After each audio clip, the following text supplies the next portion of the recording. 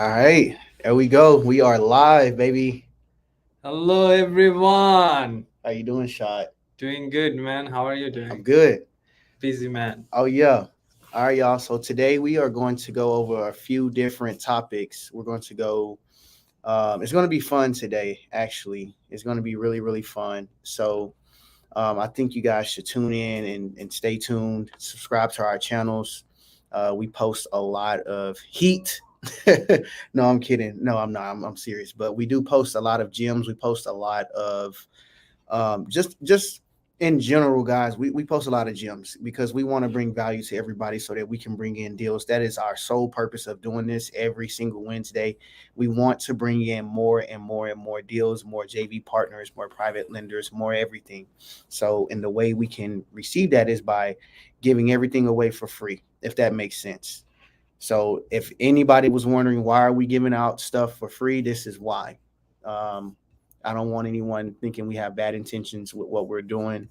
But this is the value that we bring. We know we're valuable. We know what we bring to the table, guys, and we are able to help the ones that are needing help, and also the ones that have been in the position that I was in a few years ago when I first got into this, not knowing, who to go to, who can I ask questions to, all types of stuff. I do know that it does start with the community. Um, so if you don't have a community, you need to get into one. You need to join a community, or you need to hang out with us, guys, and we'll help you out, guys. So, hey, Sophia, thank you for tuning in. All right, so if you guys are on Instagram, y'all come over here to my YouTube because I will shut down my Instagram. YouTube, if y'all don't follow me already, my name should be floating down somewhere. It's Jabs underscore Carter 84 on YouTube. But I'm waiting for, if we have at least 6 people join our live, we'll get started. But until then, I'm going to talk y'all's ear off. Uh, we do have a nice presentation to go over tonight. It's going to be a really, really good one. It's a fun one. It's going to be covering several topics, not just private money lenders, but we're going to go over um, private money, Gator lending, creative financing, infinite banking, multifamily, and wholesale. Also, we're going to be going over exit strategies, and we're going to be doing some Q&As. So we're going to be covering a lot of different topics. So I really suggest you guys to kind of tune in and engage as much as possible, because if you guys aren't engaging, then we're not able to bring what we want to bring. If people aren't asking questions, we're not knowing what you guys don't know. So please ask as many questions. Blow the side chat up, guys. I have no problem answering questions. Um, my problem is that I don't want anyone asking questions and not taking action. So if you guys ask a question, I ask in return that you take action. So if you say, or if you ask, hey, Jabs, what do I say to a seller when they say this? I'm going to expect you to send me a call whenever you get that objection again and be able to overcome that objection. That's just how I operate. For people that inbox me and I reply back to them and they leave me on red, guys, I do feel some type of way about that because I spent time to answer your question and I did not get anything back. That breaks my heart. So I'll be the first to say it. I don't like being left on red. Guys, if someone that you value, if you value their time, please reply back to their messages, especially if they took the time out to send you a long message, so that you can go out and go, make you some money on a deal. But guys, I really would like you guys to like take action. Don't just soak up all the content that you can. Don't do that. It's gonna drain you, and then at some point you're just not gonna take any action at all. Take imperfect action. So we don't have 5 people in here yet, so I'm gonna keep on talking until we get 5 people in here. That's how it's gonna have to go, guys, because we're marketing this thing out there, and we want to make sure that everybody is receiving value. Now, if this was Pace Morby, it would be 1,000 people on here already. Matter of fact, I should FaceTime him so I can get more views. I'm just kidding. I'm just kidding. No, I'm not. I'm not kidding at all. I am going to FaceTime Pace. I'm gonna see if y'all like bring more people. I should FaceTime him, right? Right. All Sometimes right. we gotta do it. But but we are going to be going over a lot of stuff tonight. It's probably going to be maybe an hour and 30 minutes worth of stuff. But as we're going over this, guys, please ask us questions, as many questions as possible, but also remember to take action. So if you have your questions, make sure after we answer them, you go back and you take action. That's all I really care about. Okay, I think I'm done. Shad, do you have anything you want to? Learn. If you are not doing anything, at least you can learn. That's all I have to say. Because more you learn, more questions you will have, then more answer you can get from this. Learn, and then what's next after learning? Then if you learn, then you're gonna take action. Okay. And if you wanted to take action, then you need jabs, right? You need us, because we can help you out. So whatever we went through, you guys don't have to go through that one. So that's the way you do JV, partner up, who are more experienced. That's the people you connect with. But more you learn, more you connect, more opportunities you get. That's called action. Perfect. All right, so it's been 6 minutes. I think we can go ahead and get started. We do have a really good presentation that Shad put together. He's really, really good at this stuff. So I want to give him a big shout out. Shad actually is the one who came up with this idea of bringing everyone together on our YouTube lives every single Wednesday. He wants to do, the sole purpose of this is to get everyone engaged, and he wants to do virtual networking. So if you're in Florida, we're here in Texas. If you're in maybe California, we're here in Texas. Or maybe if you are in New York, we're here in Texas. But because we're miles away from each other, this is a place that we can come together, ask questions, and do deals together, if that makes sense. So he wants all of us to collaborate with each other, and I 100% agree with him, and I think this will be a good way. So right now we're in the beginning stages of this, but every single Wednesday at 7 p.m. Central Standard Time, we will be hosting an episode, just going over everything. And some days we're just going to be just like literally just networking, bringing people up here, chatting with people, asking them questions. Maybe they'll answer some questions that we have, because everybody is good at something.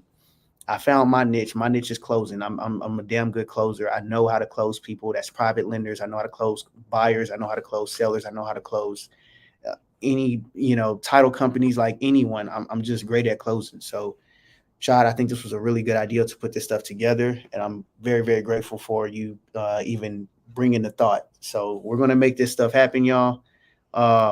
So literally, Jabs is saying we are trying to bring value for each other. You are coming to our podcast in this event. We are trying to bring some value by going over a lot of topics in real estate, but every week different topics, so you guys at least can familiar with it. The next week, if you guys have question, or this day, then we can answer that.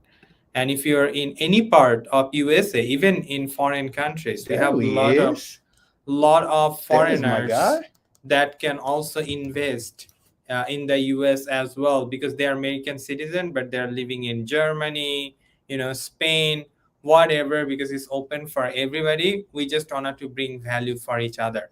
So this will be a good, universal platform to connect through internet. Love it, man. Love it. All righty. We got someone wanting to come live with us. Are you scared to speak? Shout out his name. I think he's shy. He's shy. Yeah, I think he's kind of shy. All right. So I'll wait until he's ready, and then we'll bring him back up here.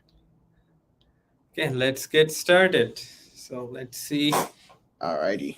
All right. So I am going to go ahead and share the screen so that you guys can see the presentation. Shad, I'm going to let you do your thing. Let me know if you guys cannot see this so that we can get this thing started. And I'll turn the screen around on my Instagram. But if you are on my Instagram, in about 10 minutes, I'm going to remove this, and you guys are going to have to move over to YouTube. It's youtube.com/jabs_Carter84. All righty. Shai, I am ready when you are, my guy. Yeah. Okay, here we go. All right, guys. So today's topic is a multiple topic we are going to discuss. So again, if you guys don't know us, my name is Shad. You can see my YouTube channel, Facebook, Instagram, just simple Lulda, Lulda. That's the name I have given to my brand. It's my YouTube, Facebook, Instagram, wherever you see Lulda, that means Shad.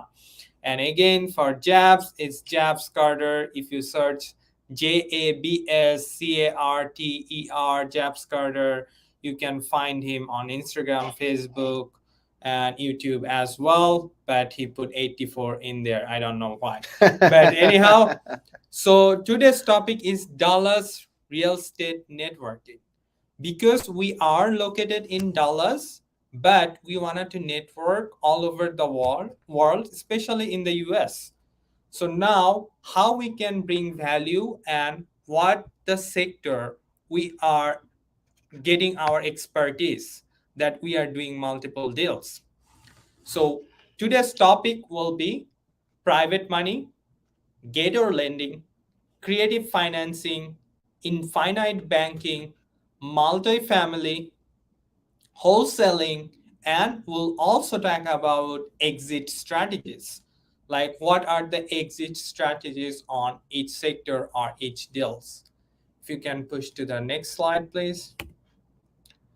So I'm going to go over private money. Then Jabs will go over the next slide. So what is private money? As you can see in the picture, everyone wants someone's money. But we wanted to give that money based on the investment, based on the return. How much profit do you have in that investment? Is it the money for your sub to deal, like entry fee? Is that the money for your EMD? Some sort of investment related to it. So you can see the generalized formal definition in the PowerPoint slide, but basically use your money properly and get 20 to 30% return. It's a cash money that sitting on your bank account. Don't rotten that money in your bank account. Don't lose value on that money in your bank account. Invest somewhere. That's the way you can get return. But be careful, it has to be a good investment. Jabs, you can go to the next slide. You can go ahead and talk about Gator lending. Okay, so Gator lending. What is Gator lending? Jabs and me loves Gator lending. To say little money, quick return, and more return in investment. As you can see, what is EMD? EMD basically earnest money deposit. So when you open an escrow, you need to put some money down, maybe 1% of the purchase price. It can be $1,000 to $3,000 to $5,000. Now, someone sometimes doesn't have that $5,000 or $3,000, but they have a really solid deal. They got locked up a really good sub to deal that requires only $20,000 entry fee. Now, I would definitely, wanted to give him EMD or Gator lending of $5,000. Now he is saying me that, okay, give me $5,000, then I will give you $6,000 back within a month. That is 20% return on investment in a month. People doesn't even see that much of return in 1 year. We look at yearly return at 10 to 15%, and this is a monthly return of 20%. So more people you connect, more opportunities you have with Gator lending. You can go to the next slide. I love it. That's your topic. This is my favorite topic right here. Creative financing, guys. One at a time. So first things first, let's talk about subject to. I want to ask, who does not know what subject to is? Can you look on the comments and see if anyone's commenting? Who does not know what is subject to is?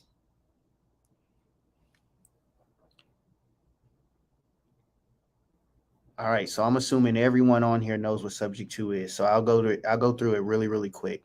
But if you don't know, and if you're new to real estate in general, subject to is basically we're purchasing properties subject to the existing financing or the existing mortgage. And all that is I'm coming in and I'm buying your property, or I'm coming in and I'm just leaving the existing debt in place and I'm continuing to make the payments on your behalf. That's literally all I'm doing. That's subject to. So let's pretend like maybe your parents, they own a property and they want $500,000 for it, but they owe $490,000. Well, they can't sell the property on the market because they're going to have to come out of pocket at closing. So instead of them going to the agent and saying, hey, I want to sell my house on the market, I know I'm going to come out of pocket and pay probably 50, 60 grand. Instead, what Jabs and Shad and Don and Ben and Brian, what we would do is simply say, hey, you have about $10,000 in equity on this property. Why don't I come in and give you 10 grand and I continue to keep those payments in place on your behalf? I'll be the one responsible for those mortgage payments, for your mortgage payment. You won't be responsible for that anymore. Okay? I'll take that over. That's my job. You can go ahead and go move on with your life. Here's $10,000. Walk away from the property. I'll take on this debt. What's your interest rate? How much is owed? All right, perfect. Who's the loan with? Who's the mortgage with? Is this an FHA loan? Is this a VA loan? But subject to is just pretty much coming in and keeping the existing financing in place, and you're purchasing the property for whatever the loan amount is. That's usually what we do whenever we're buying property subject to. We'll kind of figure out how much equity they have inside of the property, and we would say, hey, here's a couple grand at closing. We'll go ahead and keep those. We'll go ahead and keep those payments in place. We're going to take it over on your behalf. We're going to make those payments on your behalf. We're now responsible for this. So now let's go into seller financing. So there is a difference. Showing. Is it showing? The What slide is not showing it. It's not showing? No. Oh my goodness. Okay. So give me 1 second, guys. I did not know that it wasn't presenting. It actually shows that it is. So I think there is a lag. You think so? Let's see. Can you guys see the screen? I don't think so, because if you can't see it, they can't see it. So let me represent this. Share the screen. Share. No, they're seeing it. They're seeing it, yeah. Okay. All right. Perfect. All right. So thank you guys for cooperating. Shout out to Miguel and Sophia. I appreciate that. Yeah, I appreciate that too. Seller financing. There is a difference between subject to and seller financing. Subject to is when you have a mortgage in place. Seller financing is when you don't have a mortgage in place. Although you can seller finance a property with a mortgage in place. I'll get into that in a second. But 9 times out of 10, whenever you're seller financing a property, the property is, I'm going to say 10 times out of 10, it's going to be free and clear. So what do I mean by that? Who's my girl in here right now? Sophia. If Sophia owns a property and she wants to sell it for $100,000, she owns it free and clear. There's no mortgage on there. And I say, hey, Sophia, I love you and I love the property and everything. It's nice, but I can offer you $40,000 due to the current conditions of the market. Okay. And she may kick me in the nuts and say, hey, Jabs, sorry, but our relationship is over now because you just offered me 40 grand. I'm sorry. My house is worth 100 grand. Okay, perfect. Well, Sophia, if 40,000 doesn't work, why don't we do this? Why don't you just seller finance me the property? Is there a mortgage on here? And she says no. Okay, why don't we do this? You seller finance me the property. You tell me what terms you would want for this house. If there is no mortgage on this house, I want to make principal only payments to you for a few years. And all she's doing is literally financing me the property, and she's making herself the bank. I'm making Sophia the bank. Sophia, you are now the bank of Sophia. So we're going to call this property the Bank of Sophia. Sophia, this is what I want you to do. I want you to tell me your price. She's going to say 100,000. Okay, Sophia, how much do you want down? She's going to say, well, typically banks usually charge 20% down. So I want to see 20% down. Okay, no problem, Sophia. Now, Here's an awkward question. What interest rate are you going to charge me? She's going to probably come back and say something like, well, the banks are charging 7.5% to 8%. So I want to see 7.5% to 8%. Okay, no problem. Sophia, now here's the next question. And my last question is, how long are you allowing me to make these payments to you until I have to pay you off? Sophia may say something like, if you can do 20% down at 7% interest, I'll be cool with like 7 to 10 years. Okay, perfect. So now that we got those terms from her, now it's time for me as an investor to go back and rerun my numbers and see, does 20% down work? Does 7% work? Does a 10-year balloon work? And if you guys don't know what balloon is, I'll go into that really quick. A balloon is just basically something that can pop. I'm just kidding. All right. So a balloon, just think of a balloon. Think of pop. When there's too much helium inside of a balloon, what happens? It pops, right? So whenever we have a property and we're financing that property, they're going to give you a term or an ending date, a mature date. That mature date will be your balloon. They're going to say, hey, I want you to pay me off in 8 years. 8 years is your balloon. That means you have no more time left. At the end of 8 years, that full amount that you owe, or that the full amount that I owe Sophia, is now due. I have 8 years to complete those payments. Or I have 8 years to do a refinance to pay Sophia completely off. That's a balloon. But seller financing is just it's pretty much self-explanatory. You're literally financing your seller. Whatever your terms are, you create those terms, and you're literally financing the seller. You're making your seller the bank. That's all you're doing. You can even seller finance some an assignment fee. If Shad is telling me that he wants $10,000 for an assignment fee, I would say, okay, Shad, are you okay with financing that $10,000? I want to give your seller 20 grand up front, but I also want to pay you 10,000.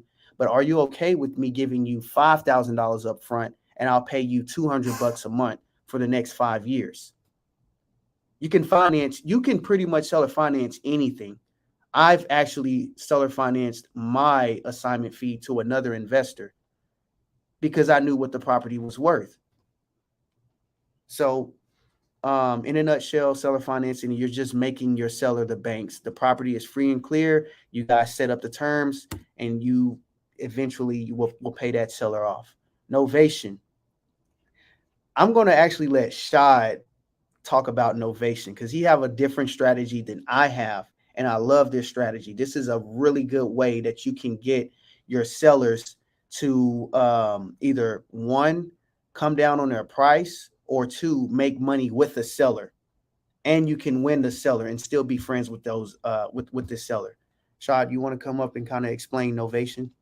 That's why I put that orange color. Think as a Superman, like the wholesaling Superman can be novation.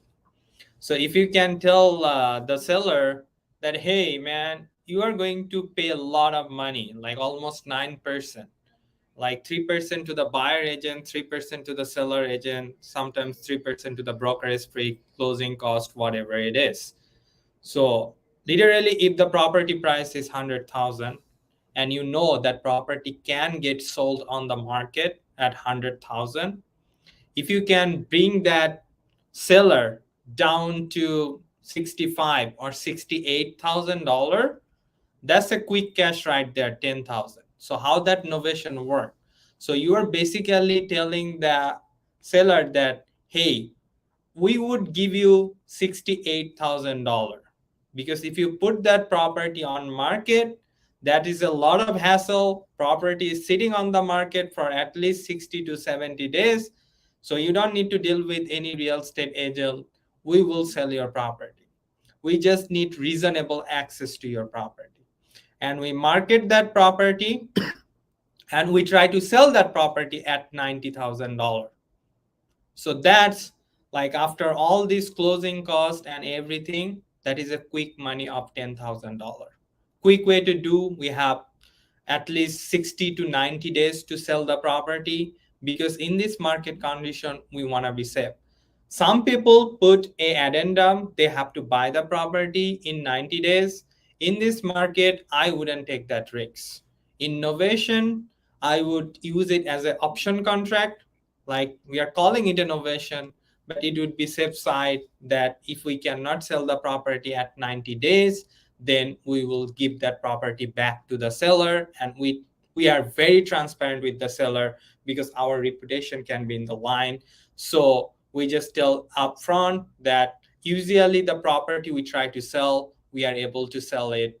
But if if in case anything happen, we cannot sell the property, then we just give you the property back. That's the simple way to understand Novation. I love it. I love it. Does anybody have any questions on Novation?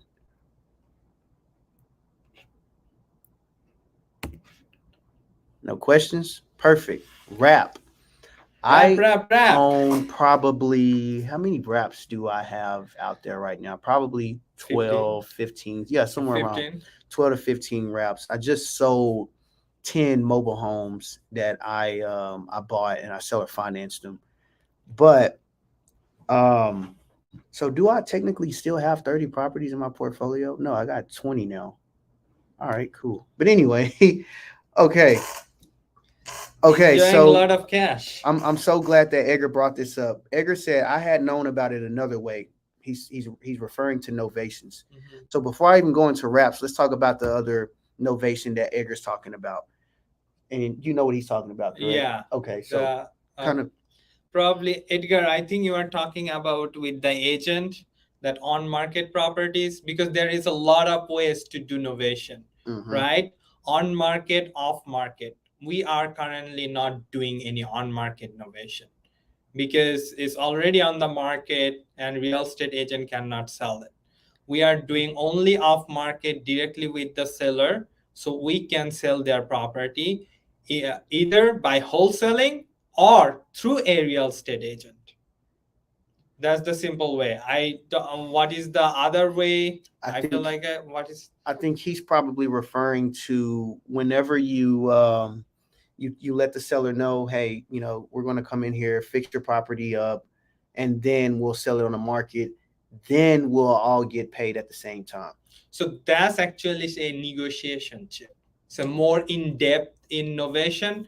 So if you know the same thing, right? Mm-hmm. If you say that the seller is now okay with 70,000, then if after 30 days property is not selling, then you can go back to the seller and telling, hey, your kitchen is not upgraded, your bathroom is not upgraded, we got to reduce $5,000 less. So now we can negotiate and get the property at $65,000 or $60,000. Right. But what Edgar is thinking is we go in here and instead of negotiating, we're going to go in there and actually do the work and then put it on the list it on the market, sell it. Then the seller gets paid, and now Edgar gets paid. Edgar, correct me if I'm wrong, is if that's the novation that you're thinking about. Like taking responsibility of fixing the property a little bit. Yes.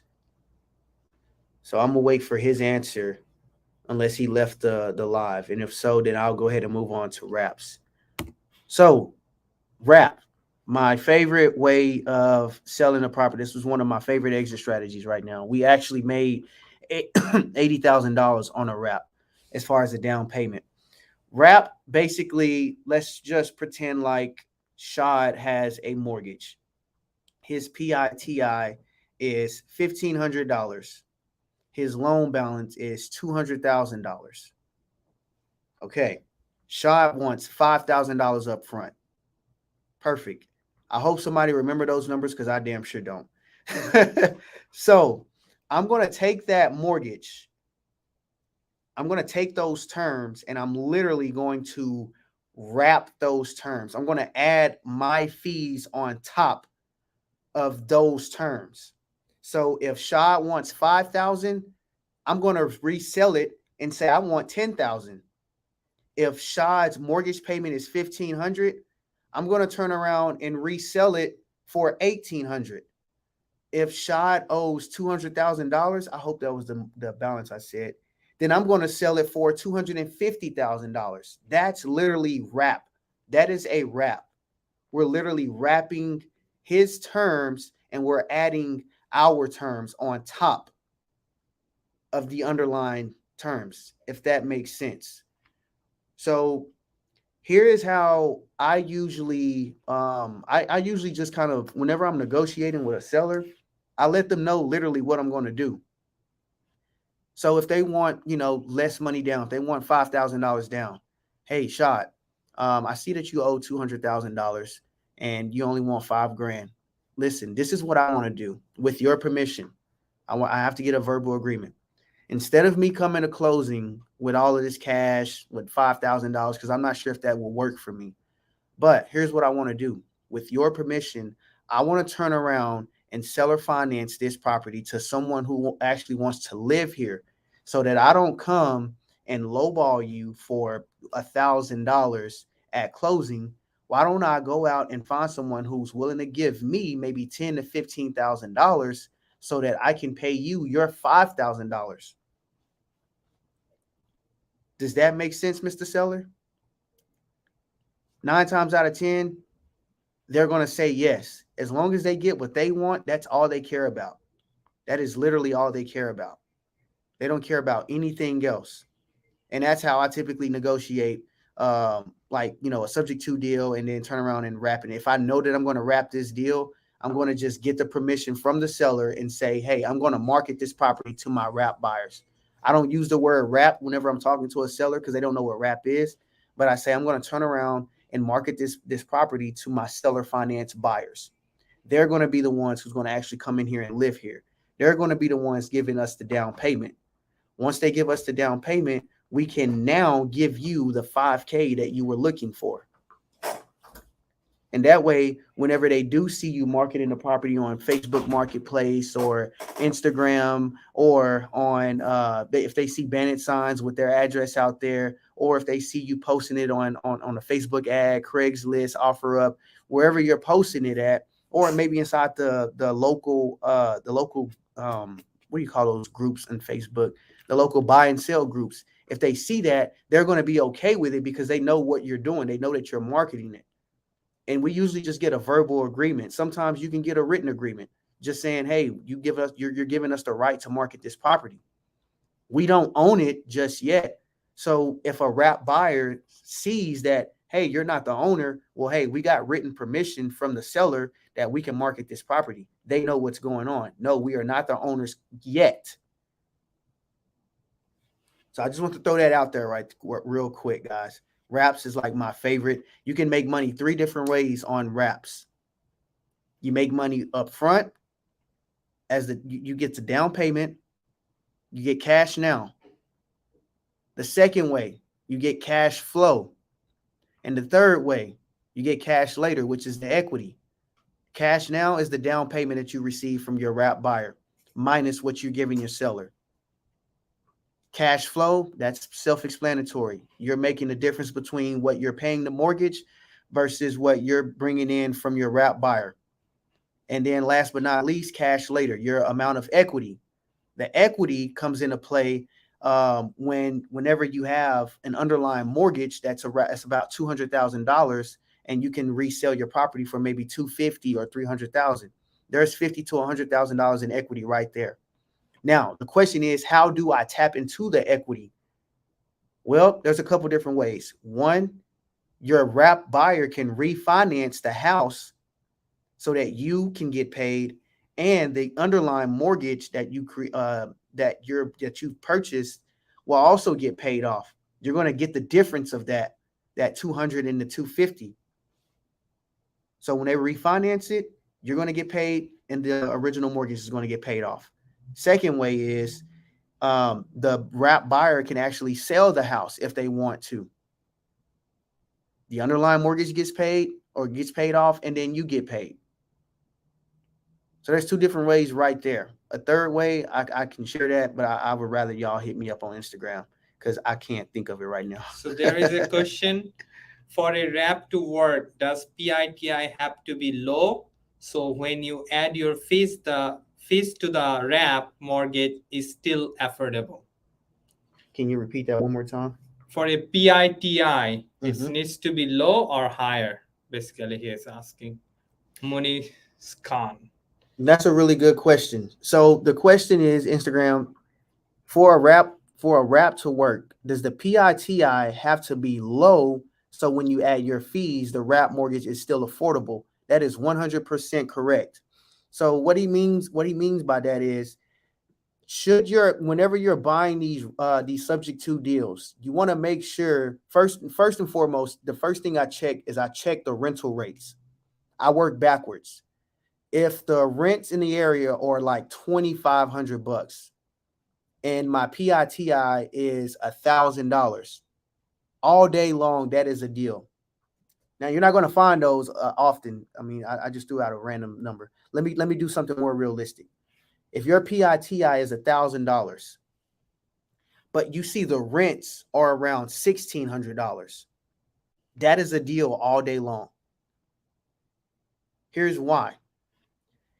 You want to take your, and I want you guys to write this down if you don't know this, because it took me some time to figure this part out. When you look at a mortgage statement on your mortgage from the seller, you're going to ask the seller, hey, do you have your mortgage statement, the most recent mortgage statement? They're going to give you that. You're going to look at the full PITI. The PITI may say $1,000, but you need to find the breakdown. What's the principal, interest, taxes, and insurance? They may not separate the taxes and insurance. When you look at the mortgage statement, it may say something like escrow. And that escrow will say something like $327.80. So you don't know what's taxes and insurance. You know exactly what both are together. Don't ask me why. I don't know why the banks do that. They just do it. But you at least have an idea of what you're paying for your principal and interest. And you also know what you're paying for taxes and insurance, aka escrow. So if your rents are $1,600, go ahead and take out the taxes and insurance. Take it off the top. Take out the $327.80. So subtract $1,600 minus the $327. That leaves you with what you can charge your wrap buyer for your principal and interest. If I lost anyone, let me know. I wish I can just get on here and show you guys through a calculator. I will probably do it next week. But that question was a really, really, really good question. So Thanks. If my principal and interest payment is, my principal and interest payment is $500, but my rent is $1,600, well, I'm going to see, hey, how much can I squeeze in there in order for me to make my have my wrap buyer pay me $1,600 a month. You want to make sure that your payment is affordable. You also want to make sure that your principal and interest that you're charging your buyer is 9% or less. You don't want to go above 9%.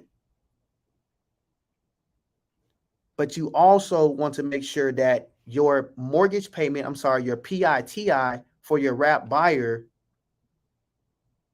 is at least $300 up to $500 to $600 max above the rent.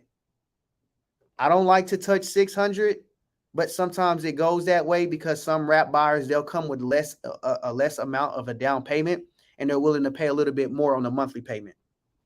So I wouldn't go no more than $300 to about $600 more than what the average rents are going for. That is it.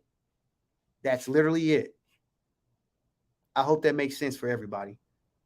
All right. If you don't understand, just you can put comments, come to the next week, ask the question. We can explain that more. That is good so far. We can go to the next slide. I love rap, so that's why we spent half the time on rap. So I apologize about that, guys. Morby method. Chad, you want to go into this one? Oh, I'm not that expert because I don't like to bring too much money on the table. So if you can explain what is Morby method is. Pace Morby. If you guys don't know Pace Morby, you guys should look him up. That's my mentor. We're all sub-2 students, Chad and I. But he's our mentor. So he came up with a method called the Morby method.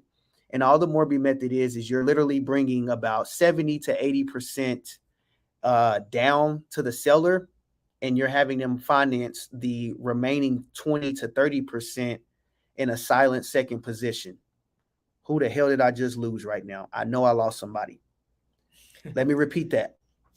You're bringing 70 to 80% as a down payment to the seller, and you're financing the remaining 20 to 30% in a silent second position. So here's how that works. And I know I'm going to confuse some people, so just let me know if I confuse anybody. You're going to go to you're going to go to a lender, not a hard money lender, but you're going to go to a lender, someone that could give you a 30-year mortgage. You're going to say, hey, I want to come in and I want to pay, X amount for this property. They're going to give you a loan. They're going to give you their terms. They're going to say, hey, Shad, we can give you up to $330,000 for this property. That's going to be 80% of the purchase price.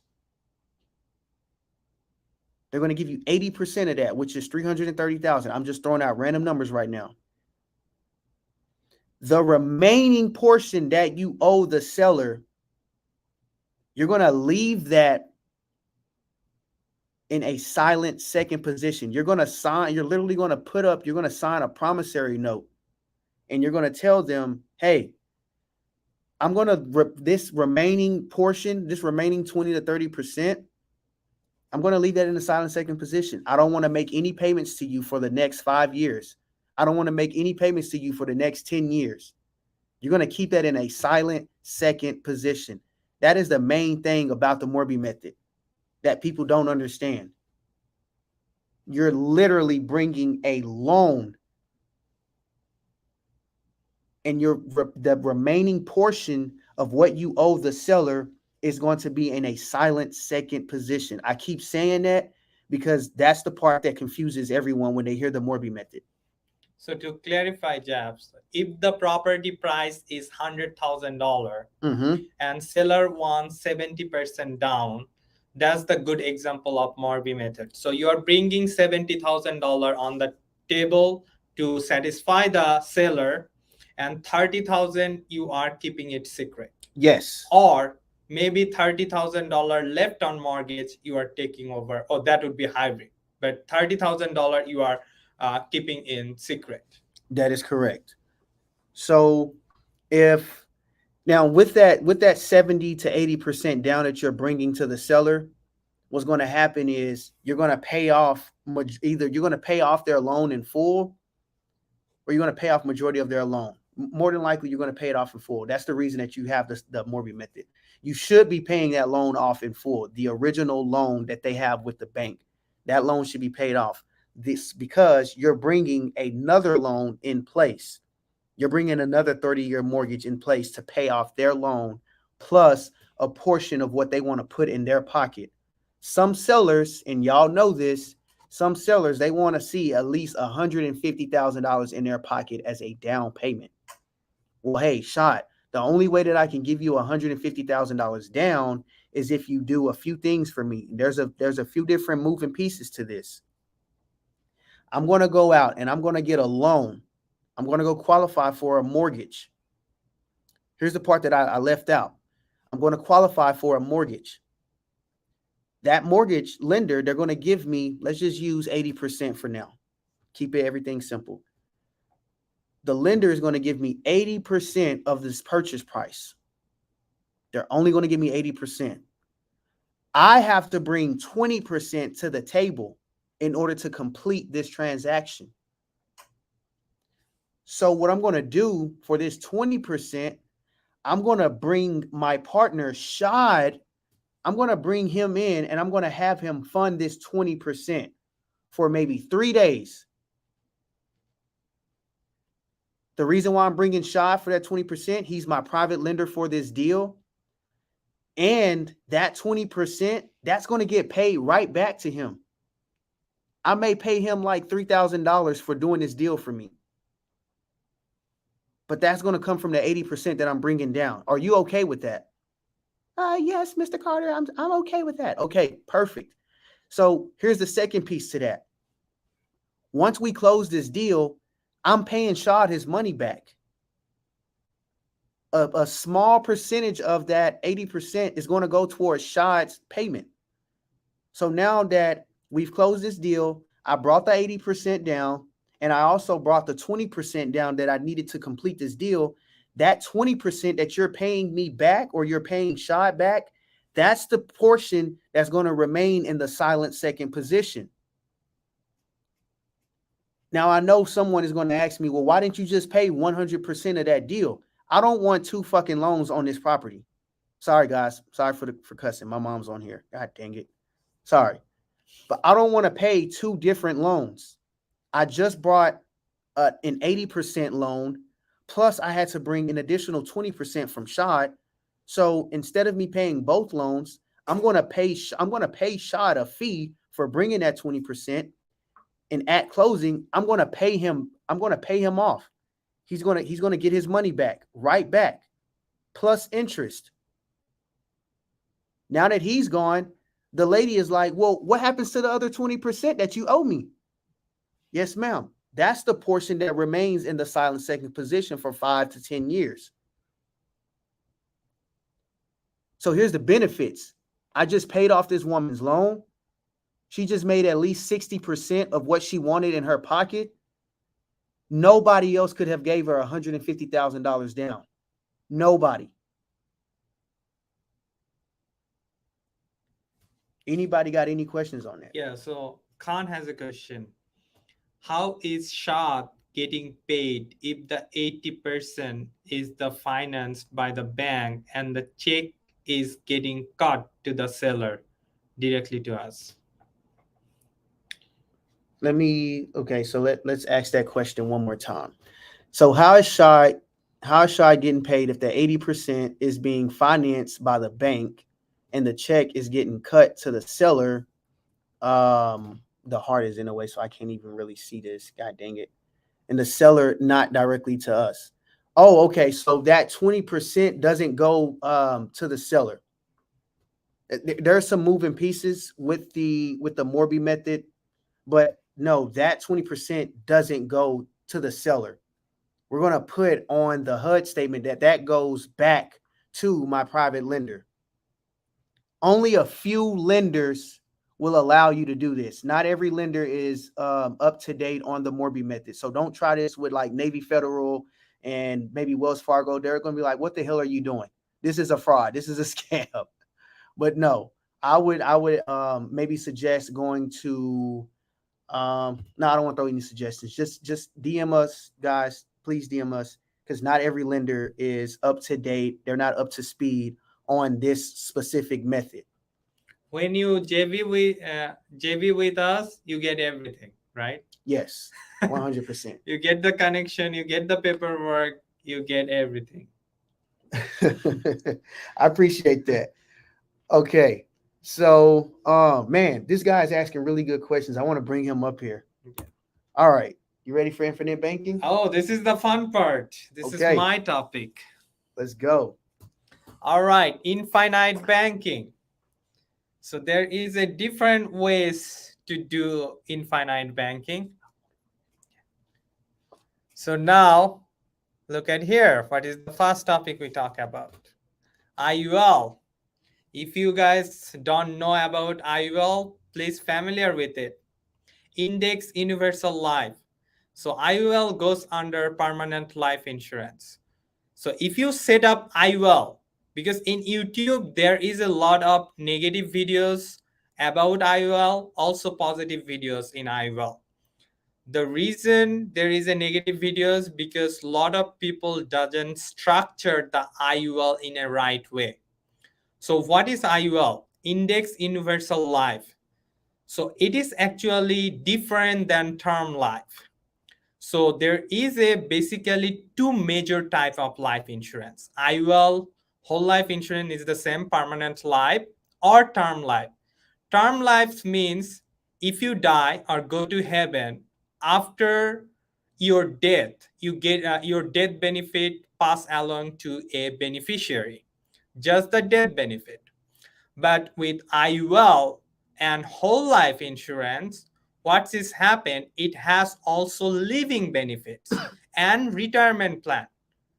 As an example, if you hold the IUL for 15 to 20 years, you can accumulate almost $500,000 to $1 million to $2 million. So after 15 to 20 years later, you can pull out money from your IUL as a loan. Now, in this environment, our conventional loan or hard money loan in between 8% to 12%. If it's a traditional loan, we are looking at 8%. If it's an interest-only loan, which call fix and flip or hard money loan, it's 12%. Now, the people who has money, again, the private money, they open their IUL or whole life insurance probably 30 years ago, 20 years ago. Now they are taking that benefits. Now they accumulate almost $1 million or $2 million. When they go borrow money from their IUL, they can get only interest rate for 2.75% to 3.5%. Now, if they pull out that money from their IUL or whole life insurance, now they can do Gator lending, gap funding, or buy more properties with that loan. And they just have to pay 3.5% interest rate. Like, we literally cannot see that in this environment. And it's tax-free. 401k has taxes. Roth IRA has taxes, but IUL and life insurance policies are tax-free. That's why McDonald's, Disneyland, JCPenney, you name all these big companies, everyone survived a recession because they had a solid permanent life insurance. So again, I'm not a financial advisor, just putting a disclosure there. But if you guys wanted to get more information of infinite banking, but I can definitely help. So just let me know, hit me up in Facebook. I can do a one-to-one session with you, with my partner who is selling IUL for like almost 7-8 years. I mentioned IUL and whole life insurance goes hand to hand. Sometimes IUL can be your good fit. Sometimes whole life insurance can be your good fit. It depends on your budget and your expectation. But you definitely need an experienced agent who knows what he is doing. If you structure it wrong, then maybe you wouldn't get any profit from this. You have to be careful. Now, real estate. So infinite banking concept also goes to real estate because it's becoming your generational wealth. Just Jabs mentioned, wrap, you are becoming your own bank. So if you get a mortgage, take over a mortgage at 4%, right? Now you are wrapping that mortgage at 8%. What are you doing there? You are becoming your own bank. You are charging interest rate to your end buyer. That's the way people call, okay, how I can put infinite banking in real estate concept. Then you will hear more that bar method in infinite banking, cash out refinance in infinite banking is generally the same concept, that how you can leverage money, how you can leverage other people's money, how you can leverage your whole life insurance to buy more asset, more properties, and taking leverage of this low interest rate. Now, if I go to the next slide, that is financial literacy. Whatever you guys do, you need to be financially literate. Even you need to open a bank account. Not all bank accounts offer a credit card.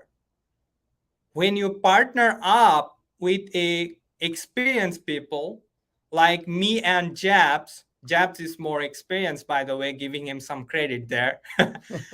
But where to go open a bank account, your LLC, and what banks are good. That's why Jabs stopped. Not all the banks, and you will be surprised, not even all the branches offer good prospective uh, credit card for your business account. But just throwing you out there to keep you guys motivated, if you have a new business, you can qualify for $10,000 or more, because I did it. Put it out there. But you need to know. So you need to get financially literate. So there is a lot goes in there. So if you guys have any questions later on that what do you mean by financial literacy, basically you need to know how money works. Just like slow all these topics. Now let's go to the next slide. That's multifamily Jab's favorite. I just did one multifamily deal with Pace. Now he will talk about more about multifamily. All righty. I am just catching up on some of the comments here. I do appreciate you guys tuning in with us. We got 9 people in here today. That is a lot of people. Considering that we are just starting this. So this means a lot, guys. I appreciate it. I'm excited. So we're going to be doing this every single Wednesday. It's almost going to be like Sunday service, how Pace did it. But we're just going to be just bringing value after value after value and just bringing people up here as well and allowing them to share their journeys and their stories, just so that we can all bring value to each other and we can all do deals together. That's all. That's why we're here. We're here to support our families. And speaking of family, let's talk about multifamily, which is one of my favorite topics. I haven't announced it yet, but I did close a 38 unit, but I'm not supposed to say anything, so don't say anything. But I am now a part of 2 big multifamily deals. One of them is in Houston, and the other one is with Pace. It's a 156 unit that I personally, because I love Pace so much, and I trust him, I actually invested my money into this deal for my family.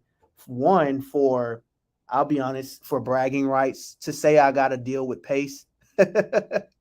I'm pretty sure you guys understand, but one, for bragging rights, also to be able to have credibility. So whenever I'm talking to different multifamily investors or maybe new investors that have money in their 401ks, self-directed IRAs, IUL accounts, or wherever they have their money, I sound very, very credible because I have experience. I mean, I've done a few deals. I have, what is that? 156 plus 38. You do the math on that.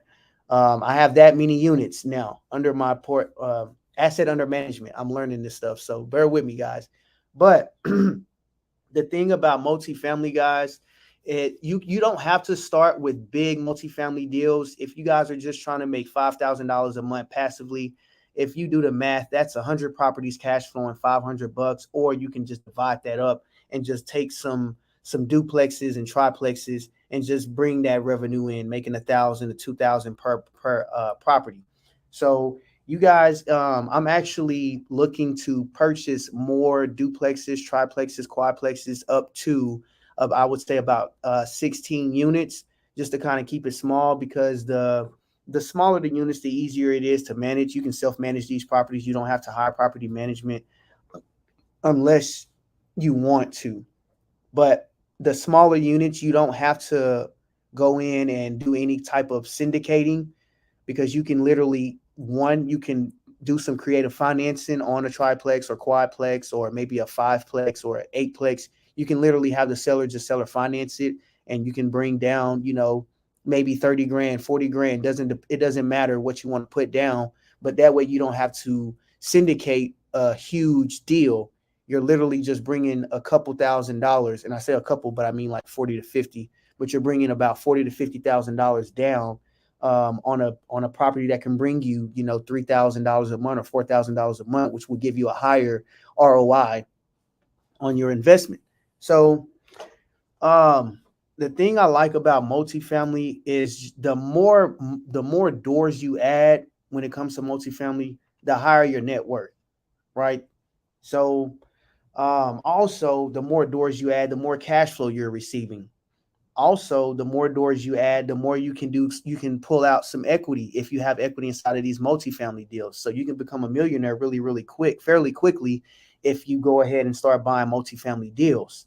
Now, if you want to scale and get into the bigger units like the 28 up to 30, maybe 100 units, that's where you're going to have to actually educate yourself, and you may want to just join a team that's already doing deals and maybe help out by raising capital or bringing some guys that have funds to the table so that you can learn your way into the multifamily space and not come in there with nothing. So whenever I first got started, the very first thing I did was I just joined a team. I did not care. I joined a team. The reason why I joined the team was because I wanted to learn, but not only learn, I want to bring value.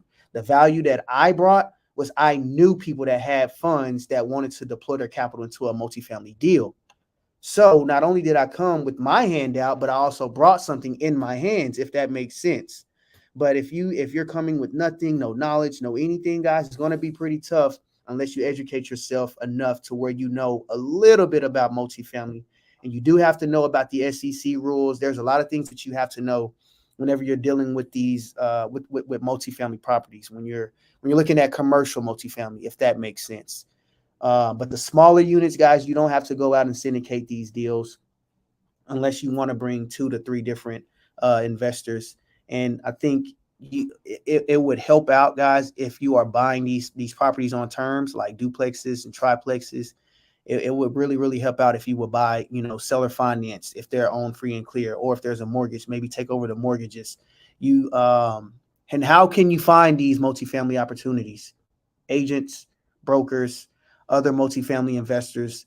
My very, very first one, it was an 8plex. That one was way in Texarkana. I did not go through with that deal, but I learned a lot dealing with that deal. So that 8plex that I thought we were going to close on, but we didn't because the market had changed. And I told the seller, hey, we literally were seller financing this property. The purchase price was 600,000 down. I'm sorry, 600,000. We were only bringing $35,000 down to this guy. 35,000 on a $600,000 price on an 8plex. 30,000 down on a $600,000 purchase price. So we didn't move forward because when we got the contract signed, we did our due diligence. Literally, me, my wife, and my daughter, when I only had one kid at the time. We literally went out there. We drove there. We drove the area. There was nothing out there.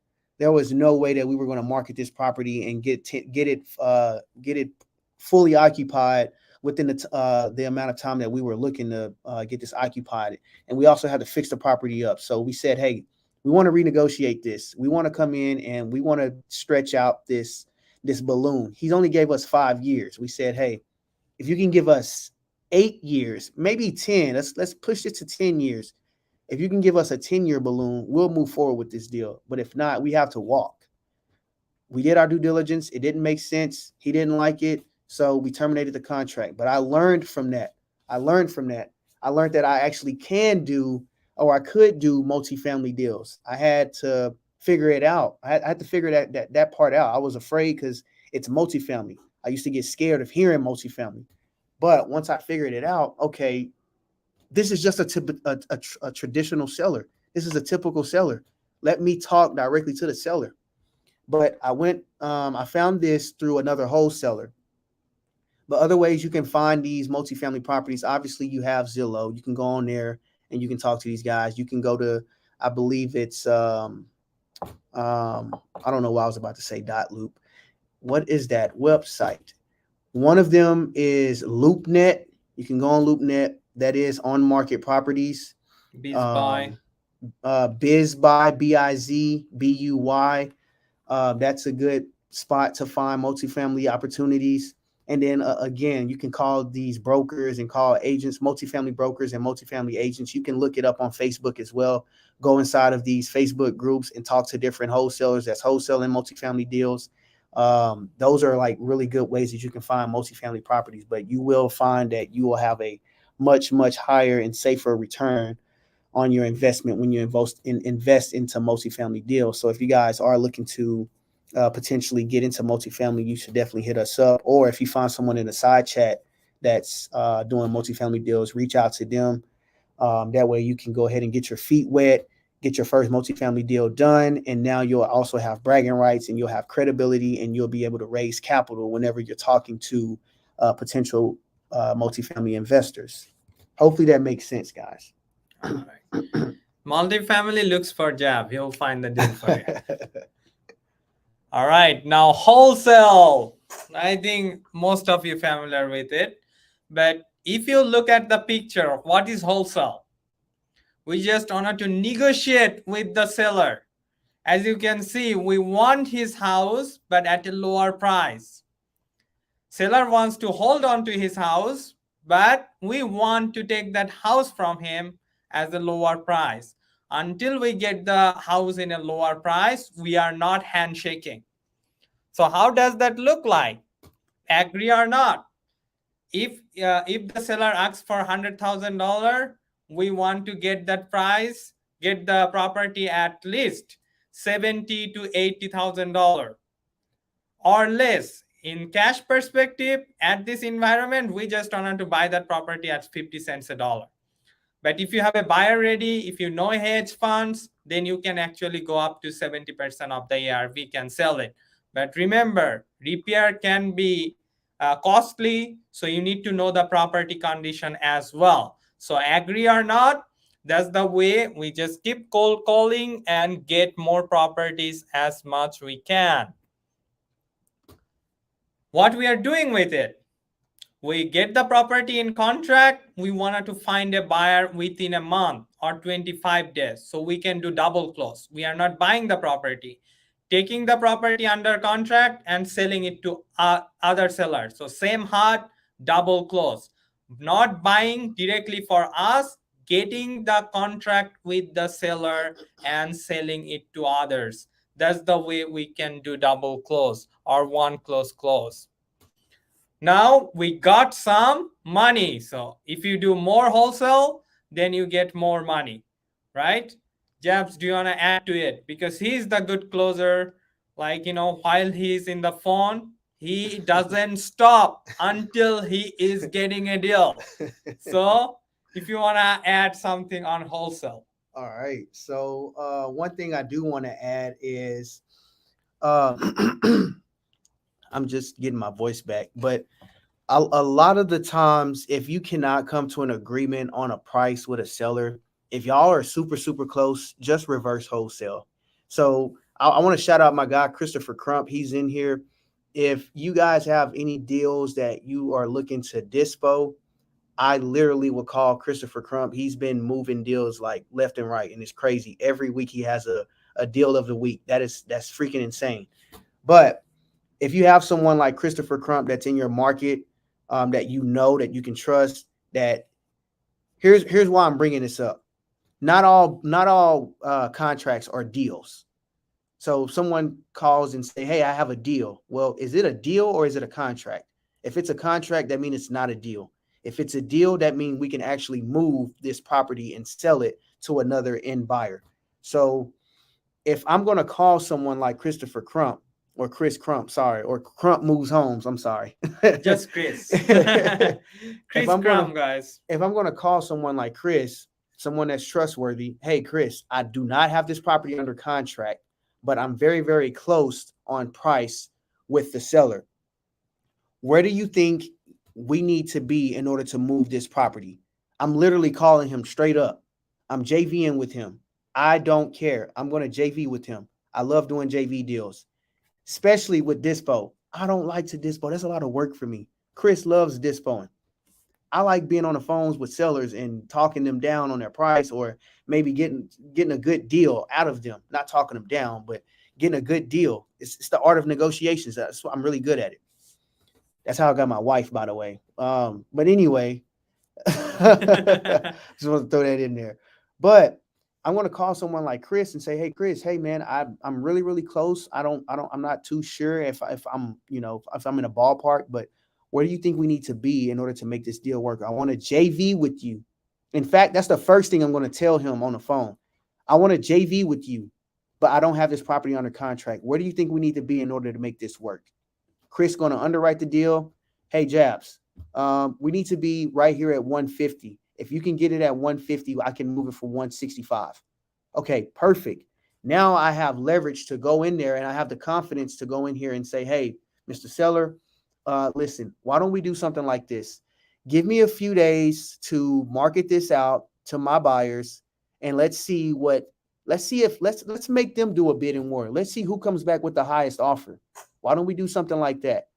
I'm gonna just give me some time. Well, how much time, Jabs? Give me 7 days max. I don't want to waste your time, but give me 7 days max. I want these guys to make the highest and best offers that they can make.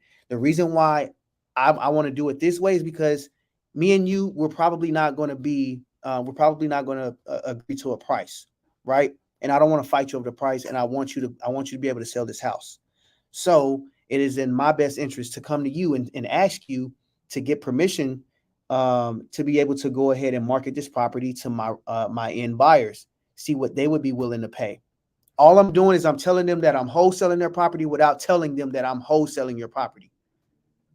That way we can keep our ethics, our morals, our standards, or whatever you want to call it. And they will appreciate you so much more instead of them finding out the hard way and seeing maybe somebody call them and say, hey, I didn't know where you were selling your house. I know a couple people on here has heard that before. You had your seller come back and say, hey, why is my house posted for sale? Well, that's because you wasn't upfront and transparent with them. You wasn't letting them know what you're doing.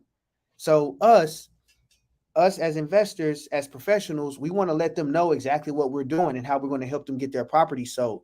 Hey, look, Shad, I might not be your buyer, but here's what I can do. Here's what I want to do. I have to get your permission to do this first, though. I want to see if we can go ahead and start marketing this property to our other buyers, maybe our other investors who will be willing to pay a lot more than I'm willing to pay. Or maybe they may want to pay a little bit more than what I'm willing to pay. Because it seems like this 130 price or this 150 price is really, really important. So because we can't really make that number work, I want to see if my other investors are willing to give you what you're asking. Would you give us 7 days to be able to market this to our end buyers? Sure. As long as you get me what I want, I don't care what you do. Okay, perfect. Well, I'm glad you said that. We got a verbal agreement. The thing is that I have to have something in writing just in case. And again, this is just in case someone says, hey, you're not the owner and yada, yada. I want to just make sure that we have at least something in writing. It is not it's non, or what do I usually say? It is obligation. Yeah, there's no obligation. And this is, I cannot think of the word that I'm looking for. God darn it. I'll find it in a second. But in other words, we're not tied into a contract. This is just an agreement that we have the rights to market this property for 7 days. That's literally it. I cannot think of the word. Oh, it's a non-exclusive. That's what I was looking for. This is a non-exclusive agreement, and you're just giving us the rights to market this property to our end buyers. Transparency all the time. I always win with that. I always, especially when it comes to wholesaling properties. If you guys are super, super close on price and just like, man, I cannot get them to come down. Okay, throw out that non-exclusive agreement to them. Throw it out there. You're going to get, watch how many times they sign a contract, even though it's non-exclusive, but you have the rights to market the property now. So now you can go ahead and tell your buyers, hey, we got a subscriber. Perfect. And we also got a 10-unit condo. Someone texted me and said, I got a 10-unit condo in Dallas. All right. We'll take a look at that. But so try that, guys. Whenever I wanted to throw that in there because that's like one of my favorite things to do. It's kind of like my crutch. So only use it if you like are super close. But if they're asking 150 and the market value is like 170 or something like that, don't try that, guys. Please don't do that. Like let's keep it, let's keep it simple. Oh, now Pace wants to go live right now. Okay. Yeah. But keep it He's simple, jealous. guys. Pace is jealous. Keep it simple. Make it easy for them and make it also easy for you. And also let Chris Crump dispo your wholesale deals. He's really good. I think that's all I wanted to add for wholesale. Okay, now the fun part. Exit strategy. You got a good deal, let's say 10 units in Dallas or 40 units in Florida. It doesn't matter. We need a solid exit strategy. How we can do the exit strategy? Rental to a family. Everyone knows that. Find a family to rent, right? Section 8. Section 8 can be another good strategy because sometimes Section 8 actually pays more than the current rental rate around the area. Pad split. If you guys don't know what is pad split is, basically renting out the rooms. Airbnb. So basically not going towards the Airbnb, just market your property through marketplace, offer up Craigslist. You can actually get more money in that way by renting your property by rooms. But make sure you check with the zoning and city laws. Group home. Group home is really hot topic on this time. So what is group home? Group home means that people lives together in a place who doesn't qualify for any other living facilities. Group home can be homeless veterans. Group home can be just homeless people who wants to get back on their feet. Group home can be for people who are living in their RVs for a long time. Now they are not to get back to their civilian life and probably looking for a job and get a caseworker to manage their psychological health or physical health to get in shape, getting some government funding, getting some other non-profit funding from that area. Sober living and etc. What is sober living? Sober living is people who were alcoholic before, now they stop drinking. They are now sober. They said, okay, I'm gonna stop drinking. Now I am in a alcoholic anonymous meeting, trying to get better in my daily activities, looking for jobs, and I have this voucher from this organization. The why people actually talk about this group home, sober living, assisted living facilities, uh, people getting out of foster care, independent living, there is a lot going on. The reason people are talking about this is a hot topic. You are helping people and making money. It's not by bed. It's not by rooms or it's not by property, it's by bed.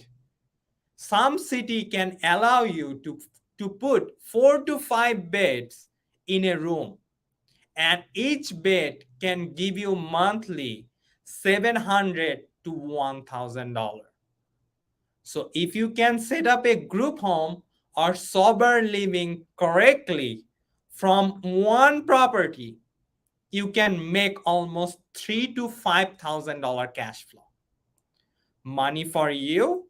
You are helping lower income families and other individual as a human being. That's called invest with purpose. But it's not easy. It's challenging. So make sure you are finding a good mentor that who can teach you how to set up a group home sober living. Shout out to Donovan Richard. So he's starting. Shout out, Don. Yeah, shout out, Don. Donovan Richard is opening multiple group home and sober living facilities in Dallas, Texas. And Patrick has already sober living in Arizona.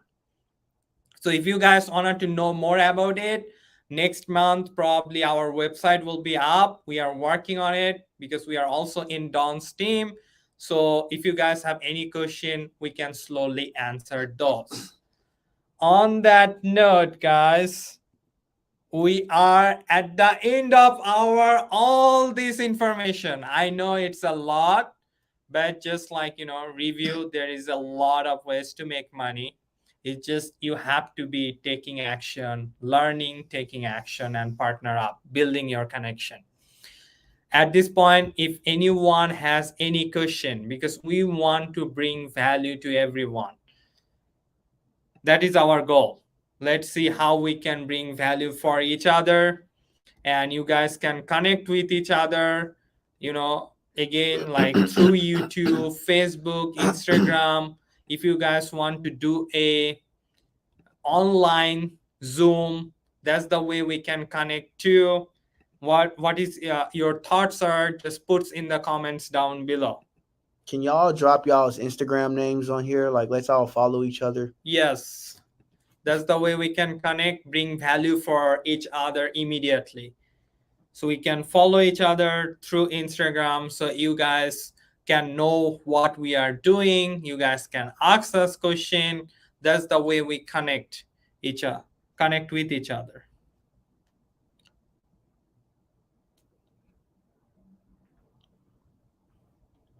All right. Felt like people doesn't have any more question at this point. Jabs, do you want to add anything?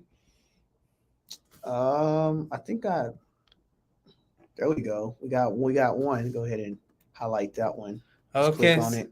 Sophia has a probably question, or what is? Nope, she's dropping her Instagram. Okay, all right. Let's drop them, guys. We got 13 people on here. Let's go. How do I shout out to Shad for bringing this stuff together, man? I'm proud of you, dude. Like I really see the vision. All right. So how we can go to the last slide or the first slide? Oh, you got to go right here. Okay. And then you go right here. Right there. Boom. Hey guys, so anyway we can bring value. I am hosting podcast every single week, Friday. So usually my podcast gets published on Sunday. It's a long podcast, but I would recommend listen to those podcasts, because a lot of leaders are coming to my podcast. You guys can learn their story, learn a lot of information from those podcasts. We have a lot of good connection, you name it. When you are doing ZV with us, we have private money, hard money, whatever you need. That's the way we wanted to bring value to you guys when you guys do JV with us or access question. So that's the way, if you need something as a sub-2 student or general investor, we wanted to bring value to others.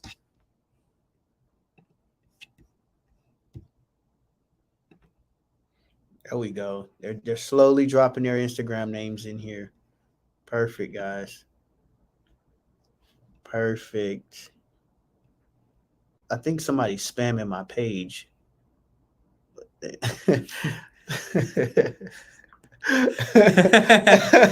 Somebody is spamming my page.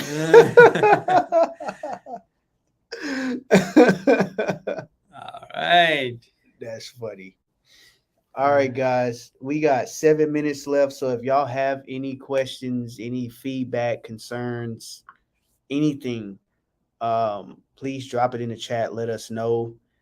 But we'll be logging off in about 7 minutes. It's about to be 8:30 Central Standard Time, but we are here every Wednesday. We may have a new location just because of I've seen on my Instagram post that it uploaded. It looked kind of sketchy. So we may have a new location just to make sure that our connection is really, really good, because we do drop some really good value, and we want to make sure that we're bringing value to everyone. And we also want to make sure that we're bringing actionable steps so that you guys are successful whenever you are going out there closing your deals. If you do not have a team, we are looking for more acquisitions managers, and we're looking for more closers. So if you want to come on a team, join a team with us, we are open. We are doing interviews this week. So guys, hit us up. I'm desperately looking for people right now. So yes, I'm a motivated um I'm a motivated, what do you want to Mentor. call mentor. Motivated mentor. Super, super motivated, guys. So y'all hit us up. I see some people leaving. I appreciate y'all tuning in tonight. Like All right. seriously, I think I had fun. I think I got some value from Shot. I always do. Shot, he brings a lot of people to his podcast every single Friday, and each and every person has brought at least 10 times as much value as I have. And I can honestly say Shad is doing a very, very good. He's doing a very good job at staying consistent with this. So guys, if y'all can, please subscribe to his channel. It is Lulda. That's Lulda. Is there something that, like, what am I missing? What does Lulda stand for? Is that your nickname, or No, is so LULDA is actually a stand for loyalty, unity, leadership, discipline, and adaptation. I knew it was something. I knew it So was something. basically, people like to brand themselves with their name. It's just like think Apple, right? Because Apple is not branded by Steve Jobs, but we know when it comes Apple, it's Steve Jobs. When it comes Microsoft, it's Bill Gates. Mhm. So that's the way I felt like these are the five letters is very personal to me, and I felt like building a team, building a business, this five letter is very, very important. All righty. I think we are. Oh, there we are. There's my face again. All right. So, it doesn't look like we have any other questions. Let me go to my Facebook to see if there's anything. I don't see anything there. So, guys, if y'all are ready to hit the hay, I don't know what that means, but if y'all are ready to log off, we're getting ready to do the same. I do appreciate y'all tuning in. Shout out to everybody that's on here. Again, we're going to be doing this every single Wednesday, dropping value. So if y'all have anything y'all want us to answer, anything y'all want us to go over in specific, please let us know. Inbox us, DM us. If you want me to, I can bring this back up again so that you guys can see how you can follow us and add us and message us. But And when you guys see like we are posting this on Tuesday or Wednesday morning, just share this with your friends and family, whatever you can, because that's the way they can hop in and they can ask question. You just need to connect with others. More value you bring for others, they are give you more than you give them. yep. It's just connecting with others. Just spread this that we are doing this. Let them come in because we are here to answer all of your questions. So you don't have to spend $10,000-$20,000 to get mentorship to get this answer, guys. All righty, guys. Well, looks like time is up. We got 2 minutes left. If y'all can, if everybody knows Pace Morby, let him know that Jabs Carter is a better closer than he is. Thank you. Even though we are his student.